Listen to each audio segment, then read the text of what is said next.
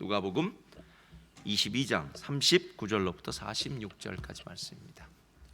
누가복음 22장 39절로부터 42절까지 말씀 한 목소리로 공독해 올리겠습니다. 같이 봉독하겠습니다. 시작. 예수께서 나가사 습관을 따라 감람산에 가심에 제자들도 따라갔더니 그곳에 이르러 그들에게 이르시되 유혹에 빠지지 않게 기도하라 하시고 그들을 떠나 돌 던질 만큼 가서 무릎을 꿇고 기도하여 이르시되 아버지여, 만일 아버지의 뜻이거든 이 잔을 내게서 옮기시옵소서. 그러나 내 원대로 마시옵고 아버지의 원대로 되기를 원하나이다 하시니 천사가 하늘로부터 예수께 나타나 힘을 더하더라.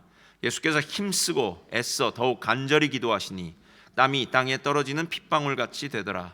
기도 후에 일어나 제자들에게 가서 슬픔으로 인하여 잠든 것을 보시고 이르시되 어찌하여 자느냐, 시험에 들지 않게 일어나 기도하라 하시니라. 아멘. 오늘 첫 번째 날 제목은요, 언제 무엇을 어떻게 기도할까입니다. 박찬호 선수가 미국 메이저리그 야구에 가서 참 큰 한 획을 그었는데요. 한국에서 온 동양인이 야구를 한다고 하니까 미국 사람들이 얼마나 또 얕봤겠습니까? 처음 탁 도착하자마자 코치가 박찬호 선수한테 이렇게 얘기했답니다. 타석에 불러 세워놓고 타자는 공을 치고 난 다음에 일루로 뛰어달리는 거다라고 이렇게 가르쳤다고 합니다. 세상에 야구가 공을 친 다음에 일루로 가는 건 당연하겠지만 너무나도 기본적인 것을 가르쳐 주어서 그것이 차라리 신선한 감동이 되었다라고 이렇게 이야기합니다. 그리스도인에게 있어서 가장 기본은 기도입니다. 성경은 읽는 사람도 있고 안 읽는 사람도 있습니다. 그러나 기도를 안 하는 사람은 없습니다. 기도는 어떤 형태로건 우리가 하나님께 기도를 합니다. 삶이 힘들어서 기도할 수도 있고요, 내가 원하는 것을 위해서 기도할 수도 있고요, 누군가 또 힘들면 그 사람을 위해서 기도할 수 있는 것. 어쩌면 기도는 가르쳐 주지 않아도 그리스도인이다 라고 얘기한다면, 내가 그리스도인이라고 고백한다면 그 사람의 본성적으로 기도하는 것은 당연한 일이 아닐까라는 생각이 들었습니다. 너무나도 기본적인 건데요, 실은 우리 모두에게 기도에 대해서 물으면 목사님, 기도는 정말 어렵습니다 라고 이야기해요. 맞습니다. 기도는 정말 어렵습니다. 차라리 밖에 나가서 노동하는 것이 기도하는 것보다 훨씬 쉽습니다. 아무것도 하지 않고 눈을 감고 하나님을 향해서, 하나님을 바라보면서 하나님께 대화하는 것은 영적인 은혜가 없이는 결단코 행할 수 없는, 그리스도인들에겐 가장 기본적인 것이지만 어쩌면 그리스도인들에겐 가장 힘든 것, 바로 그것이 기도가 아닐까라는 생각이 들었습니다. 오늘 이야기는 겟세마네 동산의 이야기입니다. 예수님의 기도 중에 가장 중요한 기도, 어쩌면 신구약을 통틀어서 가장 중요한 기도 중에 하나를 꼽으라면 바로 이 겟세마네의 기도를 꼽을 텐데요, 그 기도가 도대체 어떻게 우리들에게 하나님의 그 귀한 진리인 기도에 대해서 가르쳐 줄까? 저는 좀 세 가지를 대해서 얘기하고 싶습니다. 언제, 무엇을, 어떻게. 자, 첫 번째, 언제 기도할까요? 여러분은 언제 기도하십니까? 만약 기도가 하나님과의 대화라면 여러분은 하나님과 언제 대화하십니까? 많은 사람들에게 언제 기도하느냐, 언제 진짜 하나님과 대화하느냐라고 묻는다면요, 힘들고 어렵고 문제가 생겼을 때 기도한다고 합니다. 맞는 것 같아요. 제가 새벽 예배나 금요 기도회나 마찬가지예요. 새벽 예배나 금요 기도회 때 안 보이던 사람이 보이면 반드시 문제 있는 사람이에요. 나쁜 문제가 아니라 삶에 문제가 생긴 겁니다. 그래서 그 사람의 얼굴을 볼 때 이렇게 생각해요. 야, 저 집사님, 저분은 그래도 난 사람이다. 왜? 문제가 있을 때 하나님 앞에 나왔으니까요. 문제가 있을 때 기도하는 사람이니까요. 가장 심각한 문제는요, 문제가 있어도 기도 안 하는 사람입니다. 목사님, 제가 지금 기도할 마음이 들겠습니까? 목사님도 이렇게 힘들어 보면, 목사님도 이렇게 지쳐 보면, 목사님도 삶의 문제가 이렇게 꼬리에 꼬리를 물고 닥쳐온다면 기도 못할 겁니다 라고 이야기하면서 기도도 못하겠다고 이야기하는 사람보다 어려울 때 하나님 앞에 나와 기도하는 것은 정말 중요합니다. 그런데 만약에 기도가 대화라면, 그리고 하나님이 우리의 아버지시라면, 우리가 힘들고 어려울 때만 하나님께 대화를 요청한다면 하나님 과연 기뻐하실까요? 마치 부모님을 평소에는 찾지도 않고 보지도 않고 이야기도 안 하다가 내가 돈이 필요하거나 어려운 문제가 생기면 전화를 걸어서 아버지, 어머니, 제가 돈이 필요하거든요. 저한테 돈 좀 주실 수 있어요? 제가 지금 문제가 생겼거든요. 그러니까 저 좀 도와주실 수 있어요? 여러분, 이렇게 대화한다면 과연 이 대화가 올바른 대화겠느냐는 거예요. 저는 순복음교회가 강력하게 부르짖는 기도를 드리는 건 너무나 감사합니다. 왜냐하면 저도 이민사회에 살다 보니까요, 강력하게 부르짖어야 될 게 참 많더라고요. 살다 보면 인생의 장애물, 문제를 만날 수밖에 없더라고요. 제 문제를 만나기도 하고 제 주변에 있는 사람들의 정말 답답한 문제를 만날 때마다 제가 대신해서 막 하나님께 부르짖을 때가 얼마나 많았는지 모릅니다. 그러나 그때마다 하나님, 문제가 있을 때만 하나님께 부르짖는다면 하나님이 과연 그 부르짖음, 그 대화를 기뻐하실까라는 생각이 들었어요.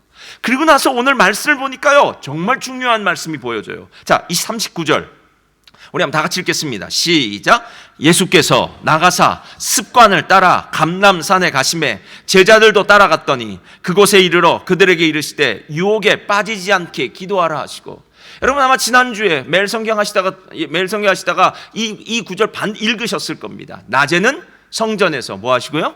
가르치시고, 밤에는 감람산에 올라가셔서 뭐 하셨을까요? 예? 쉬셨더라 그래요, 성경엔. 예. 매일 성경 잘한 사람들은 쉬셨다고 그래요. 예. 잘하셨습니다. 거기 성경이 그렇게 써 있어요, 쉬셨다. 근데 잘 보세요. 예수님에게 낮은 사람들을 위해서 사용하는 시간이에요. 하나님 나라의 진리를요. 그럼 예수님의 쉼은 누구 안에서 쉬는 시간일까요? 자, 예수님이 낮에 쫙 열심히 일했으니까 야, 난 너무 피곤해. 내 몸이 정말 녹초가 된 것 같아. 나 이제 푹 자야겠다 해서 감람산에 가서 푹 주무셨을까요? 아니에요. 예수님의 일이 전도의 일, 영혼 구원의 일이었다면 예수님의 쉼은 하나님 안에서의 쉼이었어요. 그래서 그 시간에 예수님은 그날의 일과를 하나님께 아뢰었을 것 같고요. 그리고 그 감람산에서 새벽에 또다시 일어나셔서 하나님께 그 다음날, 그날의 일정이겠죠. 그날의 일정을 하나님께 묻고 하나님의 뜻 가운데서 당신이 어떻게 걸어가야 될지, 어떻게 삶을 살아야 될지를 물어보는 일을 하셨을 거라는 거예요. 여러분, 어떤 때는요, 많이 자고 났는데도 몸이 피곤이 풀리지 않을 때가 있어요. 근데 진짜 성령에 충만하면요, 잠을 덜 자도 하나도 안 피곤해요. 우리의 영혼이 얼마나 강력한 성령의 역사를 받았는지 막 아침에도 일어나고 밤에도 뭐 잠을 안 자고 기도하고 해도 막 몸에서는 다시 한번 엔돌핀이 도는 놀라운 역사가 일어나는 것, 그것은 바로 하나님 안에서의 쉼이라는 거예요. 오늘 예수님은 감람산에 가서 습관을 따라 감람산에 가셔서 쉬셨을 겁니다. 육체만 쉬셨을 것이 아니라 하나님 안에서 영과 혼과 육이 쉬시면서 하나님 안에서 다시 한번 회복되는 귀한 은혜와 역사를 경험했을 겁니다. 그런데 오늘 얘기는 좀 틀려요. 왜냐하면 39절에 감람산에 습관을 따라 가셨는데 제자들도 가더니 그곳에 이르러 그들에게 이르시되 유혹에 빠지지 않게 기도하라 하시고, 이렇게 얘기해요. 그러니까 오늘 감람산에 가는 이 시간에는 다른 때에는 그냥 가셔서 제자들과 따로따로 뭐 쉬셨을 수도 있지만 이날은 특별히 기도를 위해서 감람산에서 시간을 보내고 있다라는 거예요. 여러분, 제자들과 예수님이 기도하는 제목은 좀 틀려요. 예수님은 당신이 하나님의 뜻인 십자가를 지는 문제 때문에 기도하시는 거예요. 근데 제자들은 달라요. 제자들은 예수님이 부재하는 동안, 그러니까 예수님이 이제 죽으시고 부활하시기 사이 그 동안은 어둠이 세상을 지배하는, 사단이 지배하는 세상이기 때문에 그들은 좀 전에 뭐 칼을 준비하고 전대를 준비하고 이 시간을 잘 넘겼어야 돼요. 그런데 이 시간을 잘 넘기기 위해서는 기도해야만 능력이 생긴다는 거예요. 능력이 생긴다. 오늘 왜 예수님께서 이 기도를, 감람산의 기도를 가르쳐 주실까요? 그 이유는 오직 한 가지예요. 시험 들기 전에, 유혹 받기 전에 기도하라라는 겁니다. 어떤 기도가 더 효율적인 기도일까요? 사전에 하는 기도가, 어떤 일이 터지기 전에 하는 기도가 효율적일까요? 아니면 일이 터지고 난 다음에 하는 기도가 더 효율적일까요? 여러분, 일이 터지고 난 다음에 하는 기도는요, 대개 그냥 어떻게 수습책, 사후 약방문이라고 하잖아요. 그냥 수습책하는 기도예요. 그러니까 일이 터지기 전에 기도는요, 하나님 안에서 그게 어떤 문제가 와도 어떤 문제가 와도 별 크게 문제가 되지 않아요. 왜? 내가 이미 내 마음 가운데서 그 문제를 받아들일 만큼 준비가 되어 있고요. 또 힘이 있고요. 하다 보니까 큰 문제도 쉽게 넘어가고 하는 이유는 사전 기도를 드리기 때문이라는 거예요. 예수님의 사역의 대부분은 사전 기도를 드렸을까요? 아니면 사후 기도를 드렸을까요? 사전 기도죠. 마가복음 1장에 보면은 예수님께서 새벽에 일어나셔서 한적한 곳에 가셔서 기도하셨다라고 얘기해요. 여러분, 예수님이 그날 새벽에 한적한 곳에 가셔서 기도하셔서 나중에 제자들이 예수님을 찾아왔던 그 순간, 그 전날은 어떤 날이었는 줄 아십니까? 예수님이 아침부터 회당에서 귀신을 쫓아내셨어요. 그리고 난 다음에 베드로의 집에 가서 베드로의 장모의 열병을 고치십니다. 그 장모의 열병을 고치고 있는데 사람들이 어스름해질 즈음에 몰려오기 시작합니다. 각색 병든 자, 귀신 든 자, 이 모든 사람이 몰려오기 시작해서 그때부터 주님께서 병자를 고치셨습니다. 그러니까 부흥회가 한 6시, 7시쯤 시작됐을 거라는 거예요. 그 부흥회가 9시, 10시 몇 시에 끝났는지는 모릅니다. 그러나 그 다음날 새벽에 주님은 또 일어나셔서 사전 기도죠. 어제의 기도가 아니라 오늘 나의 삶이 어떻게 가야 될 것인지에 대한 하나님의 뜻을 받고 하나님의 능력으로 덧입혀져서 간다라는 거예요. 그래서 어제는 회당에 참석하고 베드로 장모의 열병을 고치고 부흥회를 열었던 그 예수님이 제자들이 예수님을 찾기 위해서 찾아오자 뭐라고 얘기하신 줄 아십니까? 만나서 이르되 모든 사람이 주를 찾나이다. 이르시되 우리가 다른 가까운 마을들로 가자. 거기서도 전도하리니 내가 이를 위하여 왔노라 하시고, 예수님의 사명은 전도하는 사명이었어요. 전도란 하나님 나라의 복음을 전해서 이 땅 가운데서 하나님 나라를 모르고 사는 아직도 사단의 하수인처럼 정말 이 땅에 슬픔과 고통과 아픔 가운데 사는 그 사람들에게 천국이 있음을, 하나님 나라의 생명이 있음을 알려주기 위해서 예수님이 이 땅에 오셨기 때문에요, 그곳에서의 사역을 미련 없이 뒤로 하고 예수님은 가셨다라는 거예요. 여러분, 이 모든 일이 무엇 때문에 이루어지는 것이냐는 거예요. 기도는 언제 해야 된다고요? 일 터지기 전, 일 터지긴 후. 일 터지기 전이요. 그러니까 예수님이 습관을 좇아서 기도했다는 것은 그냥 습관을 따라서 아침이 됐으니까 기도해야지가 아니라 습관을 따라서 기도의 시간만큼은 다른 어떤 것에 의해서 빼앗기거나 침범받지 않았다는 거예요.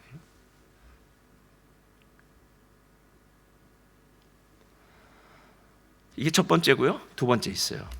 무엇을 기도하셨을까요? 그렇다면 예수님의 기도는 사전 기도였어요.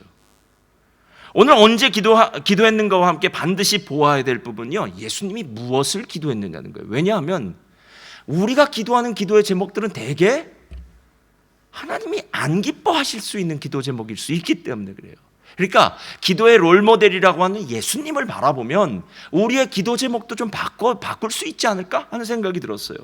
42절을 보면 이렇게 얘기합니다. 이르시되 아버지여, 만일 아버지의 뜻이거든 이 잔을 내게서 옮기시옵소서. 그러나 내 원대로 마옵시고 아버지의 원대로 되기를 원하나이다 하시니. 제가 만약에 오늘 매일 성경을 했다면요, 분명히 동그라미를 치라고 얘기했을 거예요. 어디다 동그라미를 치냐면 아버지에다 동그라미를 치라고 그랬을 거예요. 아버지여, 아버지의 뜻이거든 아버지의 원대로. 여러분, 예수님에게 있어서 제일 중요한 것은 아버지의 뜻이에요. 아버지의 원대로예요. 예수님이 우리에게 주기도문 가르쳐 주셨잖아요. 여러분, 정말 주기도문처럼 기도하고 계십니까? 주기도문 시작 어떻게 하죠? 하늘에 계신 우리 아버지여, 이름이 거룩히 여김을 받으시오며 나라가 임하시오며 뜻이 하늘에서 이루어진 것처럼 땅에서도 이루어지이다. 오늘 제가 오후에 교회에서 설교 준비를 하고 있었는데 전화가 걸려왔어요. 이사라 집사님 어머님 지금 중환자실에서 아마 호스피스 병동으로 옮기실 것 같은데요. 갑자기 어제 아마 주무시고 난 다음에 의식이 이제 잘 없으시고 아마 뇌에 저희가 있으셔서 그래서 응급실로 옮기시고 하는 일들이 있었어요.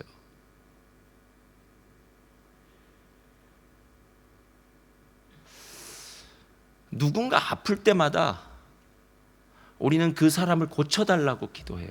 저도 그렇게 기도를 해요. 그러나 그 기도를 하면서 제 속으로는 한 가지를 더 기도합니다. 하나님, 하나님의 뜻이 이루어지게 해주세요. 여러분, 내가 아무리 열심히 치유를 위해 기도한다고 해도 하나님의 뜻이 아니면 안 되잖아요. 만약에 제가 기도한 대로 다 된다면 제가 여기 있지 않고 미아리로 가겠죠? 점쟁이가 되겠죠. 아니면 제가 그 능력이 있으니까 사람들이 아마 저를 찾아오겠죠. 그러나 여러분, 저는 능력이 없습니다. 제가 할 수 있는 것은 하나님의 뜻을 구하는 것밖에 없어요. 근데 병자 앞에서 하나님의 뜻을 속으로 구하면서 기도하는 그 모습이 얼마나 나약한 것처럼 보이는지 몰라요. 아주 멋있게 하나님 고쳐 주시옵소서 했더니 그 자리에서 벌떡 일어나서 건강해지면 얼마나 멋있겠습니까? 우리는 그럴 때마다 이런 생각이 들어요. 하나님, 이번에 이 병을 확 고쳐주시면 하나님의 놀라운 기적의 역사가 일어나서 이 일을 통해서 하나님의 영광이 나타날 텐데요 라는 생각을 해요. 예, 그렇게 하면서 하나님의 영광이 나타날 수도 있습니다. 그런 적도 봤어요. 그러나 성경은 그렇게 얘기하지 않잖아요.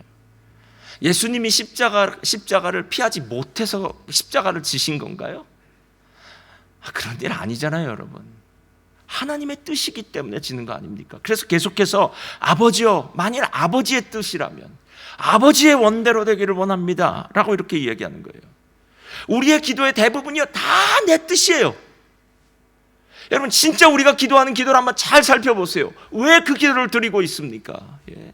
꼭 이런 것 같지 않습니까? 예전에 우스갯소리로 이런 얘기 있어요. 어느 노처녀가 남편을 달라고 기도한 거예요. 하나님, 좋은 남자를 만나게 달라고. 키는 180에 인물은 누구 닮았고 근데 하나님 안 주시는 거예요. 그런데 목사님이 얘기를 하는 거예요. 그렇게 자기를 위해서 기도하지 말고 옆에 사람을 위해 중보기도하면 좋다고. 그래서 기도를 바꿨답니다. 하나님 아버지, 우리 어머니에게 좋은 사위를 허락하여 주시옵소서 이렇게 했다고 그러더라고요. 그 기도가 그 기도죠.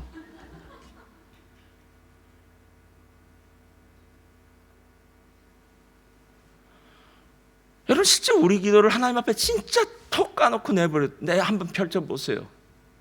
여러분이 원하는 그 재물이 하나님이 주셨다고 쳐보세요. 진짜 여러분 신앙생활 잘할 것 같습니까? 제가 코로나가 지나면서요, 다 제 생각이 정리가 됐어요. 사람은 정말 약하고 악하다. 예. 처음에는 교회 대면 예배를 갈망해서 눈물을 흘리면서, 저도 거의 눈물 날 뻔했어요. 이거 보면 이제 눈물도 안 나요. 예. 그래서 대면 예배 처음 들을 때 그다음에 대면 예배가 아니죠. 그때 우리 영상 하나 찍었잖아요. 제가 성경책 들고 교회 오고 그러면 성도님들이 목사님 그 모습을 보니까 교회 가고 싶다고. 웬걸요? 대면 예배가 다 풀렸는데 교회 안 나와요. 근데 뒤를 다시 얘기 시작하는 거예요. 목사님, 이렇게 비대면 예배 드리니까 참 편하네요. 이렇게 얘기도 해요. 제가 보니까 그래요. 등 따시고 배부르면서 하나님 잘 믿는다는 것, 과연 그게 가능할까요, 여러분? 어쩌면 하나님의 가장 큰 축복은요, 제 삶 가운데 끊임없이 크고 작은 문제들이 앞에 하나씩 놓여 있는 거예요. 그래서 요거 해결하고 나면 이제 좀 다리 뻗고 자야지, 이제 기도 좀 쉬어도 되겠다. 여러분, 그 다음 주에 또 기도 제목이 나타나요. 야, 요거 끝나면 하나님 해결해 주시겠지? 근데 또 있어요. 아니, 이런 식으로 목회를 20년을 하게 만드신 거예요. 그래서 맨날 기도만 했어요. 생각해보니까 언제 편한 적이 있었나 하는 생각이 들 정도로, 하나님, 도대체 왜 저를 좀 가만 내버려 두시지 않나요? 왜 이런 어려움들이 있나요? 라고 이야기할 정도로 삶 가운데 계속해서 문제가 있는 것, 그때마다 다시 한번 우리는 그 기도 제목을 붙들고 하나님 앞에 나오지 않느냐라는 거예요. 여러분, 이렇게 이제 제가 여러분에게 가르쳐 드릴 테니까 이렇게 기도하세요. 자, 저를 따라 하시기 바랍니다. 의인의 간구는 역사하는 힘이 큽니다. 자, 믿으시나요? 자, 이거 야고보서 5장에 나와 있는 말이에요. 엘리야는 우리와 성경이 같은 자로되 저가 하늘에 비가 내리지 않기를 기도하며 비가 내리지 않고요, 비가 오기를 기도하며 비가 내렸다고 얘기해요. 우리와 성경이 같은 자로되 이렇게 얘기해요. 그러면서 의인의 간구는 역사하는 힘이 많다라고 이렇게 얘기를 해요. 자, 의인은 어떤 사람이냐면요, 자기 관점에서 자기 뜻을 구하는 사람이 아니라 하나님 관점에서, 하나님의 포지션에서 하나님의 뜻을 구하는 사람이에요. 여러분, 엘리야가 기도한 걸 다시 한번 보세요. 엘리야는 두 가지를 위해서 기도해요. 하나는 비가 오지 않기를 위해서 기도했어요. 에? 비가 오지 않기를 위해서 기도했다니요? 성경이 그렇게 얘기해요. 이스라엘에 3년 6개월 동안 비가 오지 않았던 이유는요, 엘리야가 기도했기 때문입니다. 왜? 하나님의 뜻은 비가 오지 않는 것이기에 엘리야는 함께 기도했어요. 하나님, 이 땅에 절대로 비를 내리지 말아 주옵소서. 이 백성이 우상 숭배로 말미암아 바알과 아세라 선지자를 섬기는 온 백성이 우상 숭배로 말미암아 타락했습니다. 하나님, 이 땅에 비를 내리지 말아 주시옵소서. 그렇게 기도했어요. 근데 하나님이 이제 3년 6개월이 참에 아합에게 가보라고 이야기합니다. 그리고 갈멜산에서 영적 전투를 벌이고 난 다음에 그때 하나님이 이제 기도하라고 해요. 자, 한 번 기도했더니 비가 내렸을까요? 아니면 7번을 간절히 기도했더니 저 지중해에서 조각만한 손바닥만한 구름이 밀려왔을까요? 언제나 답은 긴 겁니다.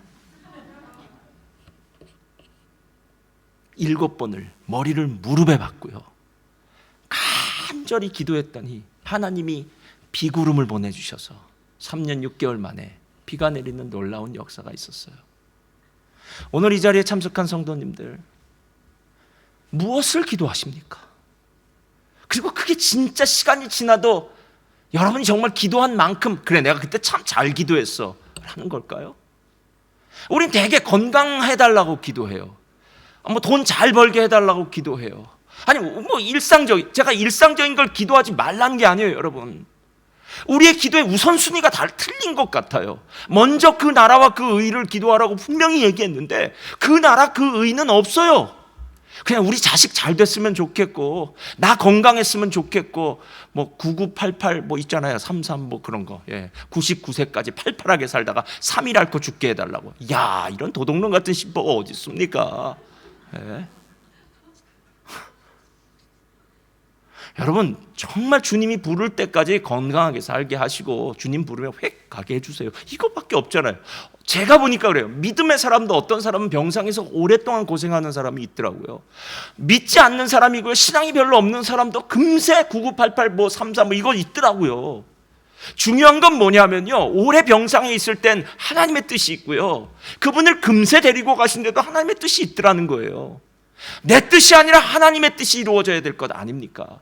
그래야만 그 일을 통해서 구원의 역사가 시작되고 그 일을 통해서 하나님의 영광이 드러나는 건 아니겠느냐는 거예요. 우리가 건강하면 뭐 하겠습니까? 건강한 몸 가지고 실컷 놀러 다니면 그 건강이 도대체 우리에게 유익된 것입니까? 건강해서 교회 나와 주님 일 하는 것이 아니라 건강해서 세상에 나가 세상 일 한다면 그것이 전부라면 여러분, 그게 진짜 하나님의 사람이겠냐는 거예요. 돈을 벌면 뭐 하겠습니까? 돈을 벌고 나니까 이제 써야 됩니다. 쓸 국리를 하기 시작하는 거예요. 여러분, 이 모든 것들이 다 헛된 일들이라는 거예요. 헛된 일들이에요. 하나님 나라를 위해서 쓰임 받을 때 그게 진짜예요. 제가 왜 오늘 밥을 먹고 왔는 줄 아십니까? 설교 잘하라고요. 설교 잘하라고요. 밥 안 먹으면 힘이 없으니까. 제가 오늘 밤에 왜 잠을 자는 줄 아십니까? 내일 일어나서 기도하고 말씀 준비하라고요. 여러분, 하나님의 사람이 하나님의 뜻대로 살게 하기 위해서 우리는 먹기도 하고 쉬기도 하고 다른 구경을 하기도 하고 이런 것도 하는 거예요. 그러나 우리의 삶의 중심에는 하나님의 뜻이라는 거예요. 무엇을 기도하십니까? 하나님의 뜻이요. 내가 지금 기도하는 그 기도가 진짜 하나님의 뜻인지 아닌지부터 먼저 물어보세요. 하나님, 이게 하나님의 뜻일까요? 세 번째, 그렇다면 어떻게 기도할까요? 오늘 겟세마네 기도의 가장 큰 하이라이트는 바로 이 구절이에요. 44절 45절 다 같이 한번 읽겠습니다. 44절 45절 시작. 예수께서 힘쓰고 애써 더욱 간절히 기도하시니 땀이 땅에 떨어지는 핏방울같이 되더라. 기도 후에 일어나 제자들에게 가서 슬픔으로 인하여 잠든 것을 보시고, 예수님이 애써 더욱 간절히 힘쓰고 기도했다라고 이렇게 얘기해요. 이 중에 여기 힘쓰고라는 단어가 좀 재미있는 단어예요. 힘쓰고라는 단어는 투쟁이라는 단어도 있어요. 그러니까 내면적인 투쟁이에요. 마치 우리 내면 속에서 두 파티가 지금 막 싸우고 있는 상태예요. 그러니까 영적 전쟁을 치르고 있는 것 같다라는 거예요. 기도는 영적 전쟁이에요. 기도를 방해하는 흑암의 세력이 우리가 입술을 열어 기도하는 걸 제일 싫어해요. 심지어는 기도하는 걸 싫어할 뿐만 아니라 기도의 자리에 나가는 것도 싫어해요. 그래서 여러분이 만약에 내가 내일부터 새벽 예배 나와야지 하면 그날 저녁엔 자명종이 안 울린, 다음날 새벽엔 자명종이 안 울린다든지, 아니면 친구가 밤에 찾아온다든지, 아니면 새벽에 누가 전화를 걸었든지 하면 무슨 일이 꼭 일어나고야 말아요. 왜냐? 기도의 자리에 나가는 것 자체도 싫어하니까요. 여러분, 기도는 영적 전쟁이에요. 오늘 예수님의 기도하시는 모습을 보세요. 힘쓰고 애써 더욱 간절히 기도하시니 땀이 땅에 떨어지는 핏방울 같이 되더라. 여러분, 이런 기도가 예수님이 지금 믿음이 없으셔서 이런 건가요? 야, 예수님 믿음이 없으시네. 그냥 하나님의 뜻이라면 아멘 하고 믿으면 되는 건데 어떻게 이렇게 힘쓰고 애써서 땀방울이 핏방울이 되도록 그럴까? 이게 영적 전쟁이라서 그래요. 눈으로 보는 건 아무것도 아닌 것 같지만 내면에는 지금 사단의 세계와 하나님의 나라가 가장 크게 격돌하는 거예요. 인류 역사상 가장 위대한 사건은 십자가 사건 아닙니까, 여러분? 사단의 모든 그 계계가, 사단의 모든 파워가 십자가에서 다 무너져 버리는 거 아닙니까? 부활과 함께 사단이 붙들고 있던 죄와 저주와 사망은 묶음을 놓고 떠나는 역사가 있는 거 아닙니까? 바로 그 사건이요. 바로 그 사건. 여러분, 그 사건을 눈앞에 놓고 있는데 그냥 대충 하나님의 뜻대로 될 줄 믿습니다, 아멘 하고 일어날 수 있겠느냐라는 거예요. 제가 이 구절을 이 영적 전쟁에 대해 생각하다 출애굽기 17장을 한번 생각해 봤어요. 출애굽기 17장에는 아말렉이 이제 광야에 나온 출애굽한 이스라엘 백성들을 이제 후미부터 쳤어요. 그러니까 후미는 대개 아이라든가 이렇게 노약자들이 이제 오는 그 후미부터 치면서 이스라엘을 공격했더니 모세가 여호수아 장군을 보내서 전쟁을 하게 하고요, 본인은 산에 올라가서 기도하기 시작해요. 성경은 이렇게 얘기합니다. 모세의 팔이 피곤하매.